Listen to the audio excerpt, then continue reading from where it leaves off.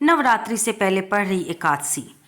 दोस्तों, इस एकादशी को पाप मोचनी एकादशी कहते हैं और ये किस दिन आएगी, 5 अप्रैल या 6 अप्रैल? आइए आज की वीडियो में हम सही जानेंगे पाप मोचनी एकादशी का सही तारीख, मुहूर्त और महत्व। चैत्र नवरात्रि 9 अप्रैल से शुरू हो रही है और इस नवरात्रि से 4 या 5 दिन पहले चैत्र माह के कृष्ण पक्ष की पाप मोचनी एकादशी का व्रत रखा जाता है। मान्यता है कि इस व्रत को करने से व्यक्ति को सौभाग्य की प्राप्ति होती है और उसके पूर्वजों को मोक्ष प्राप्त होता है।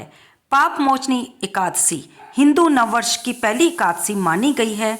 इस दिन श्री हरि का पूजन, उनके मंत्रों का जाप, पाठ और धार्मिक अनुष्ठान करने से परिवार का हर सदस्य पापों से मुक्ति पाता है। आइए जानते हैं पाप मोचनी एकादशी का मुहूर्त क्या रहेगा और किस दिन व्रत रखना शुभ होगा। इस बार चैत्र कृष्ण एकादशी तिथि 4 अप्रैल को शाम 4:14 से शुरू हो रही है और इसकी समाप्ति 5 अप्रैल को दोपहर 1:28 पर होगी। एकादशी का व्रत हमेशा उदय तिथि से मान्य होता है, इसलिए ये व्रत 5 अप्रैल को रखा जाएगा और इस दिन श्री हरि की पूजा के लिए शुभ मुहूर्त 7:41 से लेकर सुबह 10:49 पर रहेगा। क्योंकि हर एकादशी व्रत का पारण द्वादशी तिथि को किया जाता है, पाप मोचनी एकादशी का व्रत पारण द्वादशी तिथि पर किया जाता है, इसलिए पंचांग अनुसार 6 अप्रैल को सुबह 6:05 से लेकर सुबह 8:37 तक पाप मोचनी एकादशी व्रत का पारण समय रहेगा। इस दिन आप श्री हरि को खीर, हलवा, पंचामृत का भोग लगा सकते हैं, मौसमी फल का भोग लगा सकते हैं। इस दिन भगवान विष्णु की पूजा करने से वे भक्तों पर जल्दी प्रसन्न होते हैं और भक्तों की परेशानियों का अंत होता है। पंचांग के अनुसार 6 अप्रैल को सुबह 6:05 से लेकर 8:37 तक पाप मोचनी एकादशी व्रत का पारण किया जा सकता है। इस दिन स्नान आदि के बाद विष्णु जी की पूजा करें, दान पुण्य के कार्य करें, फिर पारण करें। इस दिन पूजा विधि के बारे में आइए हम आपको बताएं। पाप मोचनी व्रत रखने के लिए दशमी तिथि से ही सात्विक भोजन ग्रहण करें। एकादशी के दिन सुबह जल्दी उठें, अगर हो सके तो किसी पवित्र नदी में स्नान करें, नहीं तो घर के जल में ही आप गंगा जल डालकर स्नान करें और फिर श्री हरि का स्मरण करते हुए व्रत का संकल्प लें। इसके बाद विधि विधान से विष्णु भगवान की पूजा करें, पाप मोचनी एकादशी व्रत की कथा का पाठ करें, फिर विष्णु चालीसा पढ़ें। ओम नमो भगवते वासुदेवाय, हरे कृष्णा कृष्णा कृष्णा हरे हरे, हरे राम राम राम हरे हरे किसी भी महामंत्र का जाप करते रहें। दिन भर उपवास रखें। आपने जैसा भी संकल्प लिया हो, व्रत को निराहार रखना है, व्रत को निजरा रखना है, जब व्रत को फलाहार रखना है, उसी तरह से अपने संकल्प के अनुसार इस व्रत को करें। अगर आप नमक के बिना नहीं रह सकते तो आप एक समय कुट्टू के आटे की रोटी बनाकर खा सकते हैं और इसके बाद रात तक, जब तक आप जाग सकें, भगवान विष्णु के कथा संकीर्तन करते रहें, नाम जप करते रहें और अगले दिन शुभ मुहूर्त में किसी ब्राह्मण को भोजन कराकर उसे उचित यथाशक्ति दान दक्षिणा देकर इस व्रत का पारण करें। शाम को भी जिस प्रकार आपने सुबह भगवान श्री लक्ष्मी नारायण की पूजा की है, शाम को भी घी का दीपक लगाकर प्रभु की षोडशोपचार से, जैसे कि उन्हें फल फूल धूप दीप नैवेद्य अर्पित करके उनकी कथा का पाठ करें, जो कि इस व्रत से संबंधित है, जिसे कि हमने आगे आपको इसी वीडियो में सुनाया है। उसके बाद आरती करें, प्रभु को भोग लगाएं, फिर प्रभु से आपसे जाने में अगर कोई भूल हो गई है व्रत रखने में तो प्रभु से क्षमा प्रार्थना अवश्य करें। उसके बाद आप भी भगवान को भोग लगाकर उसे प्रसाद रूप में खा सकते हैं। इसमें आप ओम जय जगदीश हरे की आरती कर सकते हैं, श्री बांके बिहारी जी की आरती कर सकते हैं, या जो भी आपके गुरु घर में आरती की जाती है वो भी आप कर सकते हैं। यूं तो सभी एकादशियों के व्रत पापों को समाप्त करके अनंत पुण्य की प्रदान करते हैं, परंतु चैत्र मास के कृष्ण पक्ष की इस एकादशी का व्रत तो जन्म जन्मांतरों के पापों को नष्ट कर देता है। सभी प्रकार की समृद्धि, सुख और अंत में मोक्ष प्रदायक इस एकादशी को भगवान विष्णु की पूजा आराधना करने का शास्त्रीय विधान है। अब तक सुनाई हुई कथाओं के लिए भगवान श्री कृष्ण ने भांति भांति से साधुवाद करते हुए धर्मराज युधिष्ठिर बोले, हे माधव, चैत्र मास के कृष्ण पक्ष की एकादशी का नाम, विधि विधान और महत्व के बारे में बतलाइए। ये भी बतलाइए कि इस दिन किस देवता की किस प्रकार से पूजा की जाती है।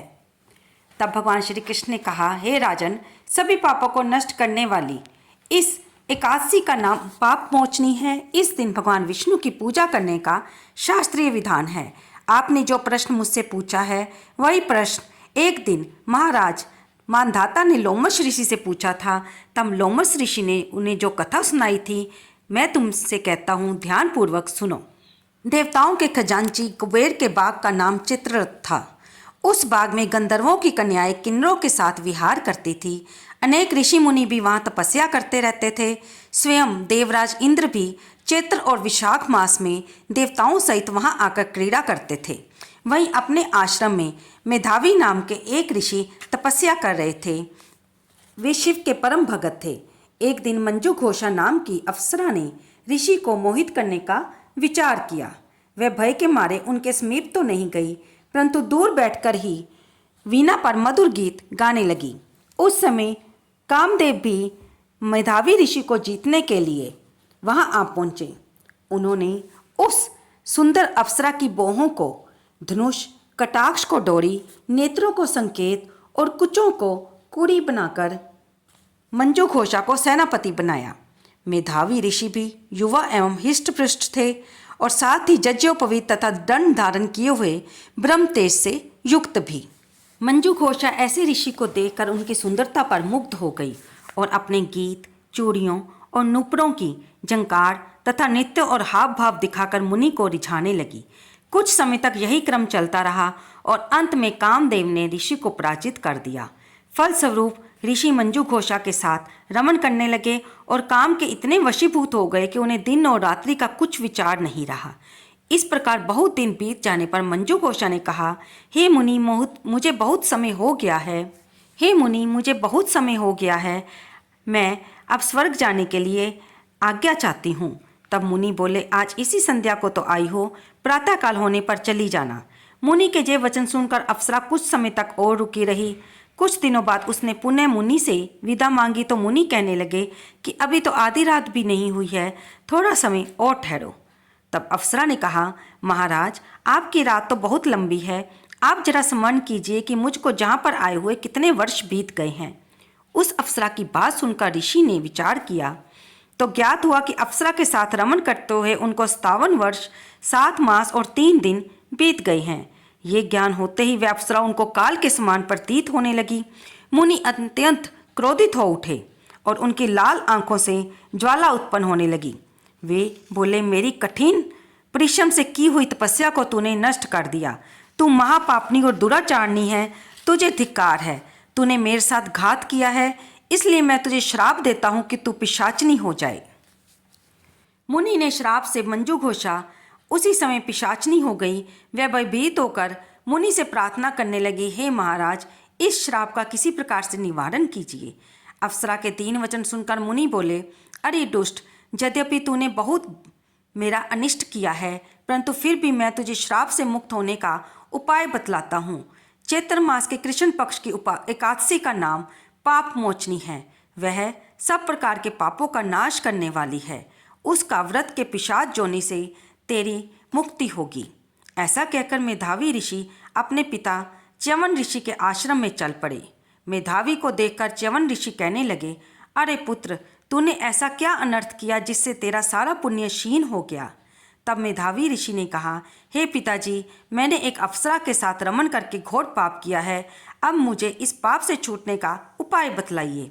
तब च्यवन ऋषि बोले, हे पुत्र, चैत्र मास के कृष्ण पक्ष की पाप मोचनी एकादशी का व्रत करने से सब पाप नष्ट हो जाते हैं, इसलिए तुम उस व्रत को करो। पिता की आज्ञा पाकर मेधावी ऋषि ने विधि पूर्वक इस व्रत को किया, जिससे उनके सब पाप नष्ट हो गए। उधर मंजू घोषा भी व्रत के प्रभाव से पिशाच जोनी से मुक्ति पाकर दिव्य रूप धारण करके स्वर्गलोक को चली गई। लोमस ऋषि बोले, हे राजन, पाप मोचनी एकादशी को व्रत करने से सभी पाप नष्ट हो जाते हैं। इस कथा को सुनने तथा पढ़ने से 1000 गौदान का फल मिलता है और इस व्रत को करने से ब्रह्म हत्या, गर्भपात, सुरापान, गुरु पत्नी से प्रसंग आदि जैसे पाप भी नष्ट हो जाते हैं और अंत में स्वर्ग की प्राप्ति होती है। तो दोस्तों, आपको ये वीडियो कैसी लगी?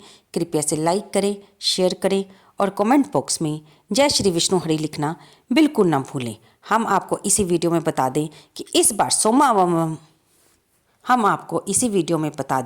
सोमावती अमावस्या 8 अप्रैल दिन सोमवार को पड़ रही है, जो कि पितरों को समर्पित होती है। उसके बारे में हम आपको अगली वीडियो में जानकारी देंगे। अब तक के लिए धन्यवाद दोस्तों। और हाँ, जाते जाते मेरी वीडियो को लाइक अवश्य करते जाएं।